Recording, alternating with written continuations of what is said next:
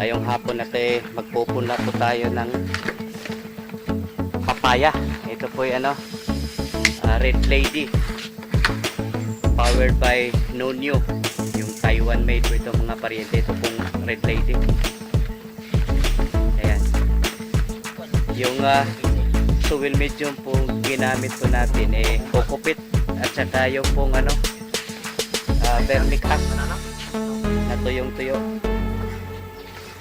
At yung ipopunla po natin mga pariente, bali 5 grams o katumbas po ng halos 340 more or less na buto. Ayan.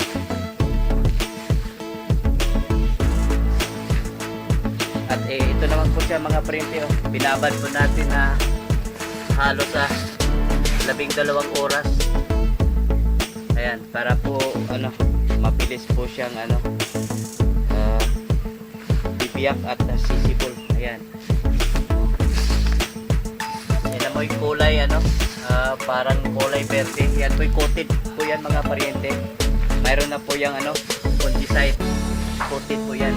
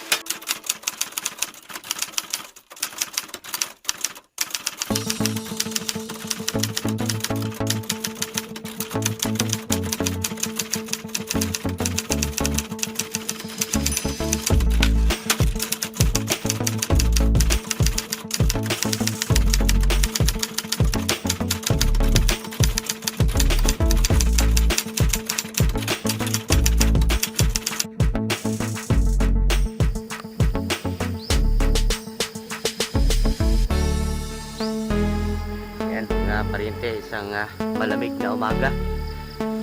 Time check alas 6 po ng umaga. Iikot po tayo mga pariente. Dito po tayo sa ating talungan kung saan marami na pong nagkakaroon po ng namumulaklak na mga pariente. Ayan may mga bulaklak na po at inaasahan natin sa sunod na buwan may mapipitas na po tayo. Ayan. Ang gaganda po ng bulas ng ating talong mga pariente. At tingin ko ito po may kinalaman sa ating patubig po rito, yung ating drip irrigation. Kasi lagi pong nagmumuwis po itong lupa po niya. Lagi din pong umuulan. Kaya gaganda po ng bulas po nila mga pariente. Ayan. At mayroon na po tayong nakikitang mga yung talbos na nalalanta. Mayroon na pong nakapasok pero mailan-ilan lang po mga pariente. May nakapasok na po na burers. Ito nga may pinutol po ako rito. Ayan. Pero ilang puno lang po mga pariente na may kumbaga napasukan po ng shoot borer. Ayan. Tapos sisilip din po tayo dito po sa katabi po niya. Ito po yung ating siling panigang mga pariente. Dito banda ang gaganda po ng bulas mga pariente. Ito po magkasabay lang po ito. Itong mga maliliit na siling panigang, pero napapansin po natin na magaganda yung bulas po rito po sa pinakaunang plat po mga pariente. At tingin ko po may kinalaman din po ito kasi itong plat na ito hindi pa po ito natamnan, samantalang yung plat dyan dati po mayroon po yung okra nakatanim. tingin ko may kinalaman din mga paryente kasi ito po yung magkasabay lang po nga itinatransplant at ipinunla, pero iba-iba po yung bulas po nila. Ito po yung napaka ganda po ng bulas. Ito po yung katulad po doon sa ating dalawang tudling po doon sa gilid na ating guardhouse, pero kitang kita ho natin ang ganda po ng bulas po nitong nasa unang kama po natin mga paryente. Tingin ko rin naman na nang dahil na hindi pa ito natamnan. Ayan.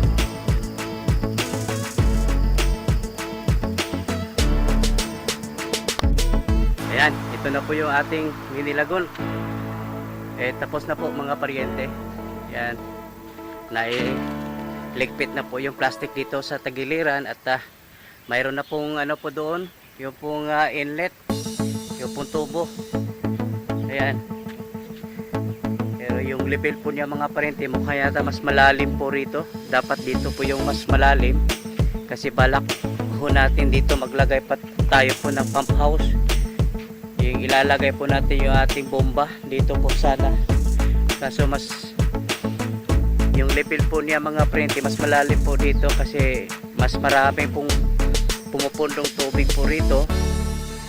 Ayan, samantala dito wala pa po yung tubig dito. Ayan, sa bagay kung ito naman po yung pag sobrang daming tubig, hindi naman maging problema pong yung pong level po niya. Pero dapat sana dito medyo mas malalim mga paryente. Ayan, silipin po natin yung pong inlet po niya.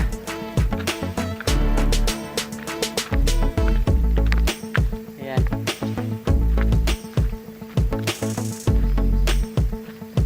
Ito po, di 4 po itong tubo po rito. Ayan po mga paryente. Ayan ito po yung pinaka-inlet po niya. Dito po tayo maglagay po ng ating flat hose papunta doon po sa ating pagsakan po ng ating tubig lagoon. Ayan. Mukhang medyo mas malalim po rito mga paryente. Maraming pumupundong yung tubig po rito, samantalang na dun sa bandang kanto po roon medyo mababaw yung tubig po roon. Maganda sana kung nandoon po yung mas malalim kasi balak po natin doon po tayo maglagay po ng pump house. Sa bagay hindi naman na ito maka-apekto kung pag marami laman po ito ating lagoon po rito, hindi naman hanggang uubusin po natin yung tubig. Ayan, ay handang-handa na po ito mga paryente. Ayan. Ayan mga paryente, tapos na po yung ating mini lagoon. Kulang na lang dyan yung ating bomba. Saka madali lang naman yung mayroon naman po tayong po doon, yung hose, yung ikakabit po natin magmula doon sa bagsakan po ng ating tubig lagoon. Ayan. Dito po tayo. Agaw pansin po itong ating kalamansi po ngayon mga paryente. Napakahitik po na bunga. Grabe yung pamumunga po niya mga paryente. Napakarami po bunga. Yung iba nga yung pahinog na po yung iba. Ayan. Hindi ho yata sa sobrang dami po mga paryente, hindi po sila nga siguro umabot dito mamimitas. Katulad nga lang dito, halos bawat puno po mga paryente hitik po sa bunga. Ayan sa tingin ko yung dahilan po nito sa sobrang halos araw-araw umuulan. Hindi naman bumabaha pero umuulan na po siya. Kaya ito nga palang kahit anong tanim mga paryente, pag lalo na pag namumunga na po siya, lalo po siya nangangailangan po ng tubig. Yan, napakarami pong bunga. Yan. Kaya pag gumagana na po yung ating tubig lagoon, eto, maglagay po tayo ng po dito, kumbaga yung kanal sa gitna. Kasama po ito sa ating papadalaw yan po ng tubig lagoon. At hindi naman sa lahat ng panahon laging umuulan. Mayroon din naman talagang sobrang init. yan, pwede ho tayo gumagamit po ng tubig lagon at para naman po sila ay maging consistent po yung pamumunga po nila mga paryente. Ayan.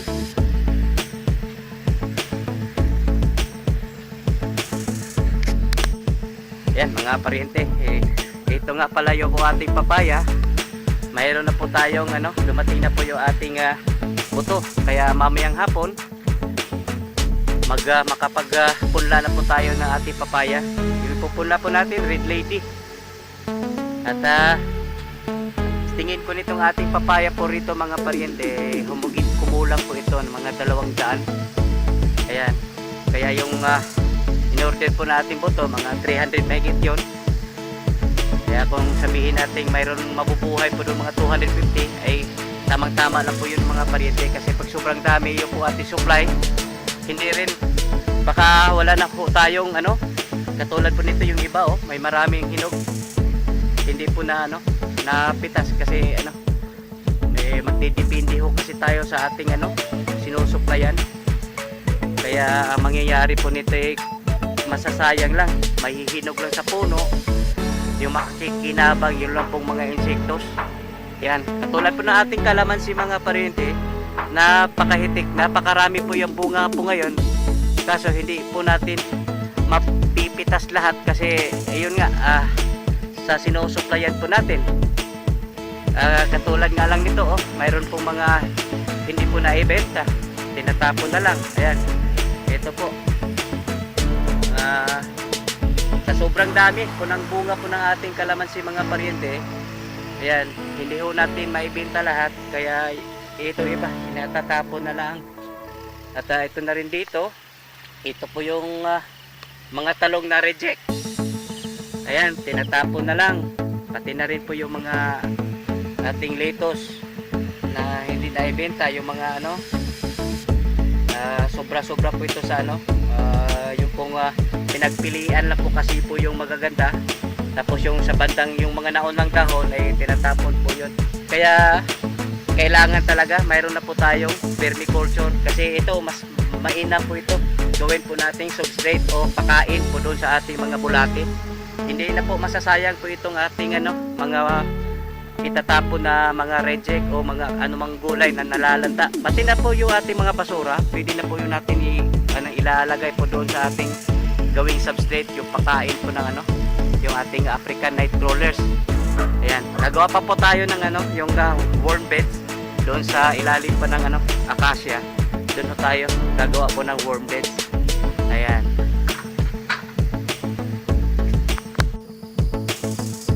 Ito na rin pala mga paryente yung ating passion fruit. At akala ko nung araw 3 puno po ito. Akala ko puno po ito yung 3. Nagkamali po tayo mga paryente. Ito, ganito po siya ka pag lumalago po siya, ganito po siya ka ang lawak po ng po niya, ginagapangan, pero isang puno lang po ito mga paryente. Ayan. Ito lang po yung ating passion fruit, yung puno po niya, ang lapad po ng ginapangan po niya mga paryente hanggang doon Ayan. Akala ko nung araw 3 puno po ito, isang puno lang papalaipit mga paryente. Kaya yung balak pagtamnan po natin doon po sa katabi po ng ating guardhouse, yung ilalagay ko roon kahit 10 puno. Pwede na po roon kasi katulad po dito, isang puno lang po ito. Napaka lawak po ng ginagapangan po ng kanyang yung mga yung vines kasi ito mga paryente, pamilya po ng vines, kaya gumagapang. Ayan. Ayan mga paryente, ito pong area po ito. Ito pong kasalukuyan ngayong inaararo. Ito po yung dating po natin, yung pong tinamnan po ng papaya. At mabuti na lahat hindi umulan ngayon. Kagabi medyo umaambon lang, kaya pinapaararo ko na. Dito po tayo magtanim po ng okra at saka kamatis. Ayan, banda roon kamatis itatanim natin, banda rito okra. Hahatiin ho natin ito mga paryente. At yung patubig naman po nito, drip irrigation mga paryente, para ngayon nararamdaman na po natin mga paryente na talagang hindi ko matrabaho pag drip irrigation. Katulad po doon sa ating talungan, wala na ho tayong ano po doon, taong ginagamit kasi automatic na, ika nga. Kaya dito mag drip irrigation po tayo. Napakalapit lang naman po yung ating source po ng tubig po dito. Ito pong tubo. Yan, ito po yung ating source. Kaya ito po drip irrigation yung ilalagay po natin dito. Maliban lang doon po sa ating ampalaya, nandun sa kabilang dulo, yung patubig po ron yung canal irrigation, kasi napakalapit lang yung area doon sa bagsakan po ng ating tubig lagon. At kahit nakadrip po ito mga paryente, pag gumagana na po yung ating mini lagon, yung tubig po natin galing sa lagon, gagamitin pa rin po natin, kasi hindi lang patubig po yun, ituturing po natin yung abono, yung pong tubig lagon mga paryente. Kasi habang lalo na pag namumunga na po sila, mas lalo po sila nangangailangan po ng tubig. Katulad po ng ating kalamansi po ngayon mga paryente, napakahitik sa bunga yung po ating kalamansi, kasi sunod-sunod po yung ulan. Kaya pag siyempre paano sila makapagpalaki po ng kanilang bunga, pagpaparami ng kanilang bunga kung kulang naman sa tubig. Kaya kahit nakadrip po ito, gagamitin pa rin po natin yung tubig lagon, pero as a abono kumbaga. Ayan mga paryente, ngayong hapon natin magpupula po tayo ng papaya.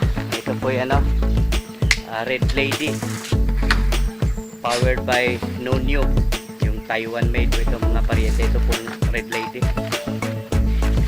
Ayan yung soil medium po ginamit po natin, kokopit at saka yung pong vermicast na tuyong tuyo. At yung ipopunda po natin mga paryente, bali 5 grams o katumbas po ng halos 340 more or less na buto. Ayan.